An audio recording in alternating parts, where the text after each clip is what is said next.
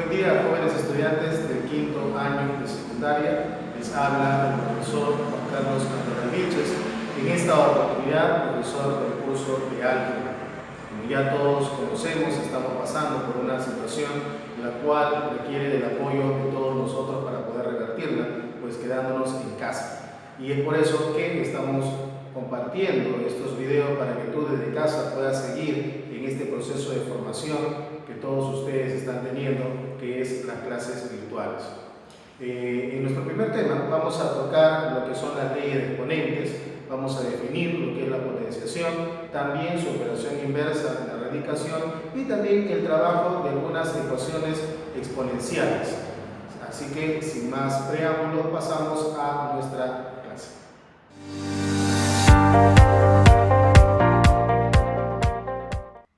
Bien, vamos a empezar entonces nuestra parte teórica. Nuestro tema ya lo conocemos, es leyes de exponentes. Aquí vamos a trabajar lo que es la potenciación, las leyes que se rigen en la potenciación, ecuaciones exponenciales, ecuaciones trascendentes y también lo que son la radicación, ¿correcto? Así que vamos a iniciar nuestra parte teórica. Cuando hablamos nosotros de leyes de exponentes, tenemos que hablar pues de una operación muy importante llamada potenciación. Y aquí hay que recordar los términos de una potencia. Por ejemplo, tenemos nosotros un a a la n igual a p, ¿correcto? Es una operación que nosotros solemos trabajar, en el cual vamos a reconocer quiénes son los términos presentes en esta operación. Este a representa una base, el n me indica el exponente, ¿correcto? El exponente me va a indicar cuántas veces se va a multiplicar la base. Y el resultado de esas cuantas veces que se han multiplicado la base, ¿correcto? Ese resultado, al cual estamos simbolizando con un P, se le denomina pues potencia, ¿correcto? Esos son los tres elementos que están presentes pues en una potencia, ¿no? A ver, vamos a empezar entonces a ver algunas propiedades de las potencias. Tenemos por ejemplo lo que es el exponente natural, ¿correcto? Recuerda que el exponente, ¿qué es lo que te indica? El exponente te indica cuántas veces se multiplica una base. Por ejemplo, si yo tengo un a la n, ¿correcto? De manera general, ese n me indica cuántas veces la base a se tiene que multiplicar, ¿correcto? Por ejemplo, 3 a la 4, ¿qué significa un 3 a la 4? Significa pues que 4 veces se tiene que multiplicar la base que es 3, ¿correcto? 3 por 3 por 3 por 3, 81. 2 a la 6, ¿qué significa? Que la base que es 2 se debe multiplicar 6 veces. 2 por 2 por 2 por 2 por 2 por 2, 64. ¿Correcto? A eso se refiere con exponente natural.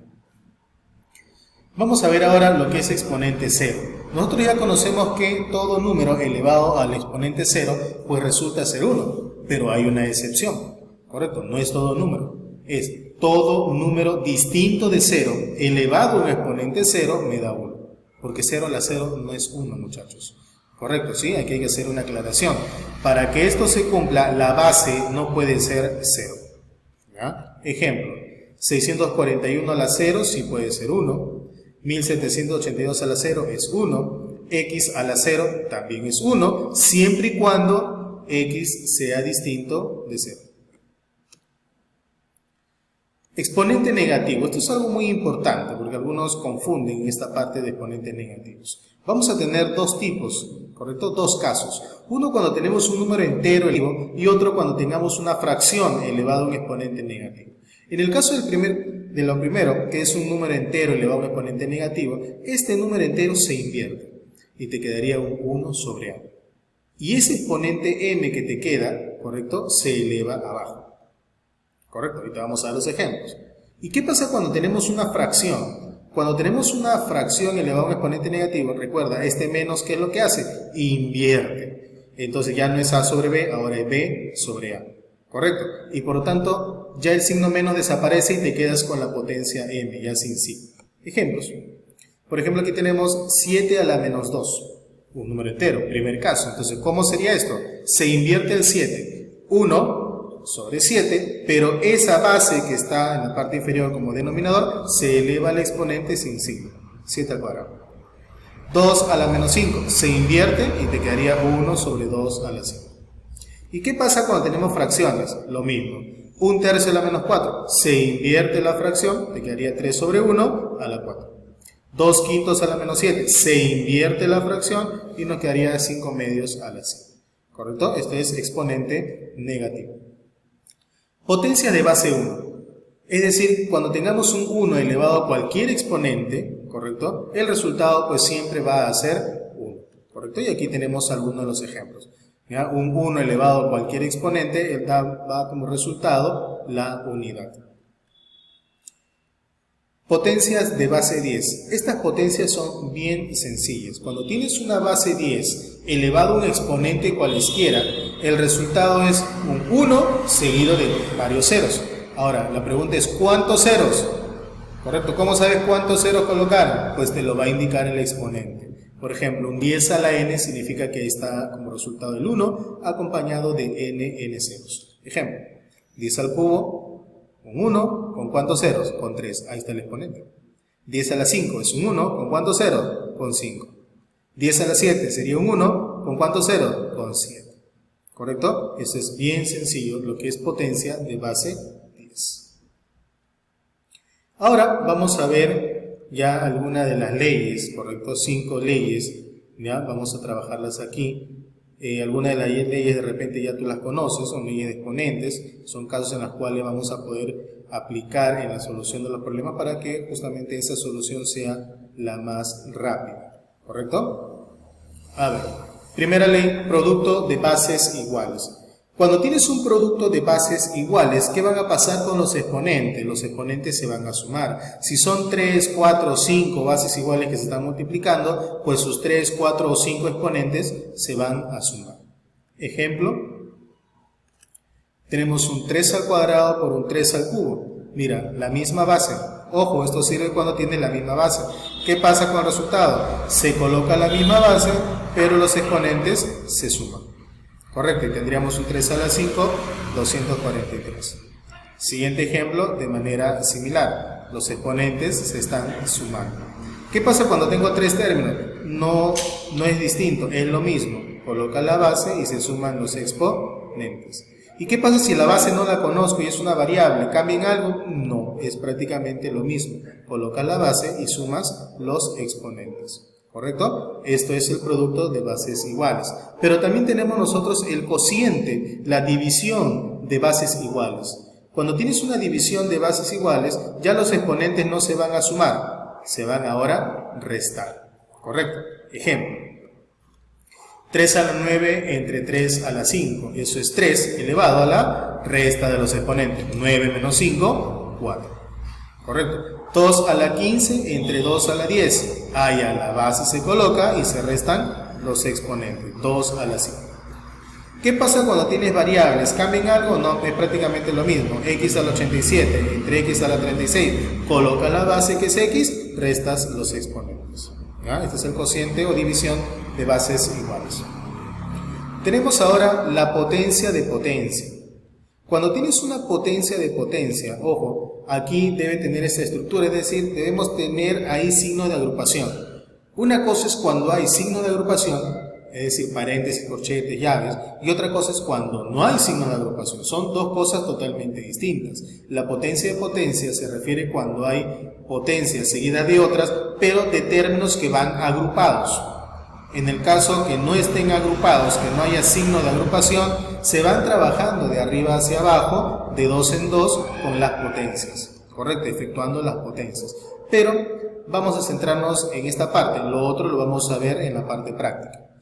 Ejemplo, tenemos aquí un 2 a la 5, a la 4 y a la 3, y mira, están con signo de agrupación. Entonces, ¿qué es lo que sucede? ¿Cuál sería el resultado? La base elevado a ¿qué exponente? 5 por 4 por 3. ¿Correcto? Y por lo tanto sería 2 a la 60. Y lo mismo sería con todos estos casos que nosotros tenemos, hasta incluso cuando nuestra base es una variable. ¿Correcto? No cambia, la estructura es la misma, la forma de resolver es la misma. Si son 3, 4, 5, 6, 7 exponentes o más, ¿correcto? Que se tiene en una potencia de potencia, pues todos ellos se van a multiplicar y se convierten como nuevo exponente de la base. Tenemos ahora la potencia de un producto. Aquí nosotros vamos a tener esta estructura, una expresión que está agrupada una expresión de un producto que está agrupada elevada a un exponente, ¿correcto? Recuerda que cuando hay signos de agrupación te indica pues que todo eso es uno solo, y si tienes un exponente, entonces ese exponente le va a afectar a todos los términos que están agrupados, no solamente a estos dos. Aquí por este caso son dos, pero pueden tener 3, 4, 5 términos que se están multiplicando. Si se elevan a un exponente, el exponente se le va a afectar a todos los términos que están agrupados. Ejemplo, 2 por 5 al cuadrado, 2 al cuadrado por 5 al cuadrado. 4 por 3 al cubo, 4 al cubo por 3 al cubo. X por Y a la 9, X a la 9 por Y a la 9. Es decir, le afecta a todos los términos. ¿Qué pasa si son 3 términos? Igual, 2 por 3 por 10 al cubo, 2 al cubo por 3 al cubo y por 10 al cubo. ¿Correcto? Esta es la potencia de un producto. También vamos a tener nosotros la potencia de una división. ¿Correcto? Igual, término agrupado. Si no existiese el paréntesis, recuerda por favor, el exponente siempre le va a afectar al término más cercano. Si no hubiese paréntesis, el exponente no le afecta a los dos, el exponente solo le afecta al que está más cerca, al A. ¿Correcto? Y eso hay que tenerlo muy presente. Si está con paréntesis, le afecta al numerador y le afecta al denominador. Si no tiene paréntesis, solamente le afecta al término en el cual se encuentra el exponente. ¿Ah? Ejemplo, 12 entre 3 al cuadrado. 12 al cuadrado entre 3 al cuadrado. 4 entre 5 al cubo. 4 al cubo entre 5 al cubo. M a la 25 entre, M entre N a la 25. M a la 25 entre N a la 25. ¿Correcto? El exponente le va a afectar a los términos que están agrupados. Y por último, vamos a ver lo que es ecuación exponencial. Recuerda que una ecuación es toda expresión, toda relación de igualdad que se da entre dos expresiones en la cual existe pues una incógnita. Y una ecuación exponencial es aquella ecuación en la cual pues la incógnita se encuentra en el exponente, se encuentra como parte del exponente. Ejemplo, una ecuación exponencial podría ser 3 a la 2x igual a 81. ¿Qué se recomienda cuando tienes este tipo de ecuaciones? Cuando tienes ecuaciones exponenciales.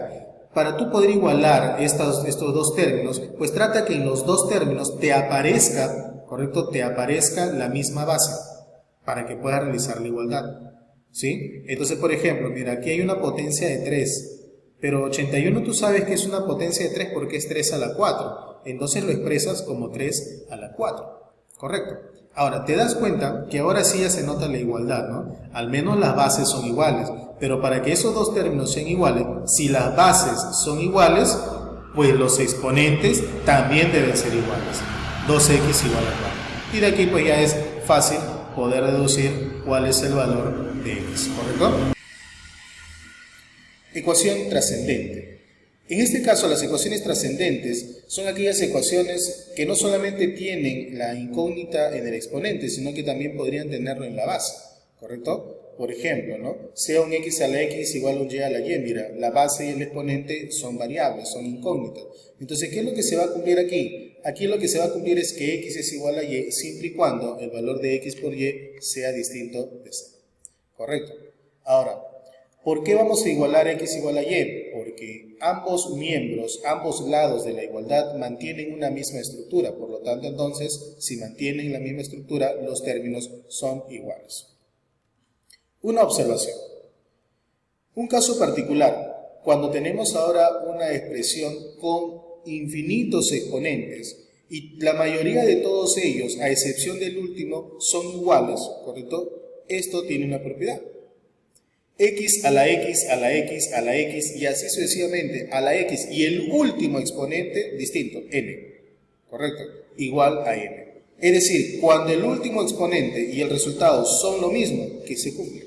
Lo que se cumple aquí es que vas a tomar solamente la última potencia.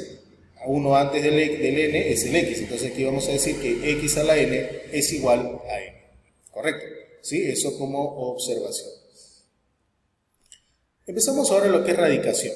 Y aquí hay que tener presente primero que al igual como lo hicimos en la potenciación, vamos a reconocer primero los términos presentes en una raíz y también pues vamos a expresar esa raíz de otra forma, como un exponente fraccionario, ¿correcto? A ver, raíz n de a igual a b. Este n se llama índice del radical y ese índice del radical es mayor o igual que 2. Correcto, hay que recordarlo. Es decir, existe a partir de la raíz cuadrada, raíz cúbica, raíz cuarta y así sucesivamente. Este a se le llama cantidad subradical porque está dentro del radical o también radicando, ¿sí? Y el b se le conoce como raíz. La raíz es el resultado de un radical, correcto, de la radicación. Ahora, decíamos que toda raíz puede convertirse como exponente fraccionario y aquí lo podemos decir nosotros, correcto. Si tenemos una raíz n de a a la m, correcto, esto lo puedo convertir como un exponente fraccionario. ¿Cómo? Coloco la misma base, coloco mi fracción en el exponente, pero la raíz, el índice del radical pasa como denominador en la fracción y este exponente queda como numerador, ¿correcto? Ejemplo, raíz cúbica de x a la 6. Claro, ustedes miran, profesor, la quieres acotar y tal, sí, pero vamos a utilizarlo, ¿ya? Como parte de este ejemplo. Raíz cúbica de x a la 6, yo lo puedo escribir como x, exponente fraccionario, el 3 va abajo como denominador y el 6 va como numerador. Correcto, es decir, sería x a la 6 tercios. Y eso se convierte en x al cuadrado. Veamos algunos teoremas, ¿correcto? Algunos teoremas que se rigen aquí dentro de la radicación. Primer teorema. Cuando tenemos la raíz de un producto. Si te das cuenta, esto es muy similar a lo que vimos en potenciación, en las leyes de la potenciación, donde encontrábamos la potencia de un producto. Correcto, la potencia de una división. Aquí es algo muy similar. Esa potencia, como había una agrupación, le afectaba a todos los términos. Pues aquí es lo mismo, ¿correcto? Esta raíz, como está agrupando a los términos, porque una raíz agrupa términos, por lo tanto le afecta a cada uno de ellos. Es por eso que una raíz n de a por b, yo lo puedo escribir como raíz n de a por raíz n de b. Ojo, esto sirve solo en multiplicación y en división, no sirve en suma ni resta, ¿no? Ejemplo, raíz quinta de x por y, esto es raíz quinta de x por la raíz quinta de y. Segundo ejemplo, o segundo teorema, raíz enésima de una fracción, de una división. ¿Qué es lo que se cumple aquí? Que la raíz la puedo separar y afecta al numerador como también al denominador. ¿Correcto? Ejemplo, raíz quinta de x entre y, eso es raíz quinta de x entre la raíz quinta de y. Siguiente propiedad, la raíz de raíz. Así como existía la potencia de potencia, aquí vamos a tener la raíz de raíz. ¿Qué pasaba en una potencia de potencia? Los exponentes se multiplican. ¿Qué va a pasar ahora en una raíz de raíz? Los índices de los radicales se van a multiplicar.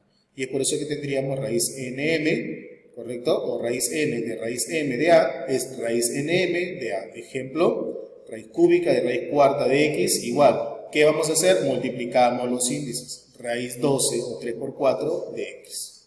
Y por último, lo que algunos le llaman el serrucho, ¿no? Raíz m de x a la a de la raíz n de x a la b de la raíz n de x a la c, ¿no? Entonces, ¿qué es lo que hacemos aquí? Lo primero, aquí yo estoy trabajando con 3 radicales. Esta técnica sirve si tienes 4, 5, 6, no interesa. Pero esta técnica nos sirve cada vez que las bases sean las mismas. Si las bases son distintas, ya no me sirve esta técnica. ¿En qué consiste esta técnica? Primero, lo que vas a hacer es multiplicar todos los índices de los radicales. ¿Correcto? M por n y por b. Ahí está. Colocas tu base y luego como exponente vas a realizar unas operaciones. El primer exponente se multiplica con el índice. ¿Correcto? Estos dos se multiplican. A su resultado le sumas el exponente siguiente. Luego ese resultado se multiplica para luego finalmente volver a sumar. Si te das cuenta, la operación es multiplicación, suma, multiplicación, suma. Y eso es lo que nosotros tenemos aquí, ¿correcto? Dentro de los ejercicios propuestos hay un ejercicio sobre este tipo y ahí vamos a nosotros plasmar lo que hemos visto en esta parte teórica. Entonces, vamos a pasar ahora, ya que hemos visto un resumen de nuestra parte teórica, vamos a pasar a los problemas resolviendo en clase.